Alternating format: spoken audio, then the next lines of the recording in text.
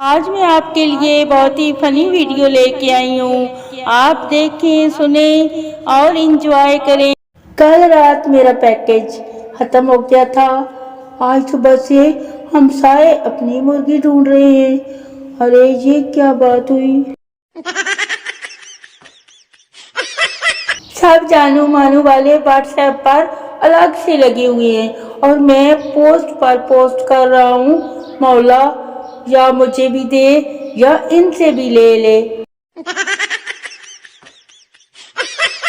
بس اتنا مشہور ہونا ہے کہ میرے نام کے پاپڑ آ جائیں مارکیٹ میں.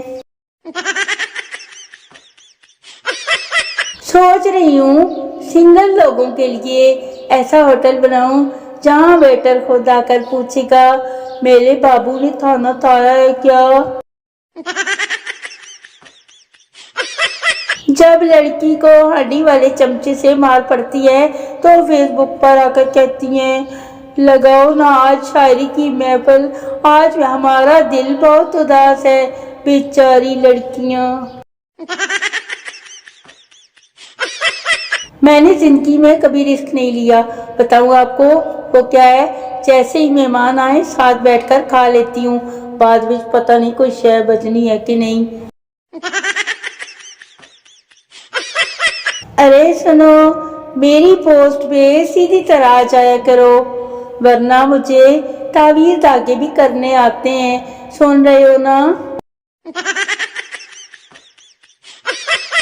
وہ پوچھنا یہ تھا کہ کہتے ہیں ایک لڑکی کے پڑھنے سے سارا گھر تعلیم یافتہ ہو جاتا ہے، لیکن اس لڑکی کے اسکول یا کالج جانے سے جو 10 لڑکے فیل ہوتے ہیں ان کا ذمہ دار کون ہے؟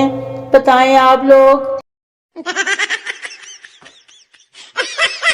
بیسٹ فرینڈ وہ ہوتے ہیں جسے دیکھ کر امی بھی کہتی ہیں، آ گیا وہ بےغیرت جس نے میرا بیٹا خراب کیا ہے. دیکھو یار، ایسے تھوڑی ہوتا ہے. میں ڈاکٹر تو نہیں ہوں مگر مجھے پتا ہے گلا دبانے سے نا سب بیماریاں ختم ہو جاتی ہیں. نکا جیا تجربہ، میں ویلی بیٹھی تھی سوچا آپ کو بتا دوں.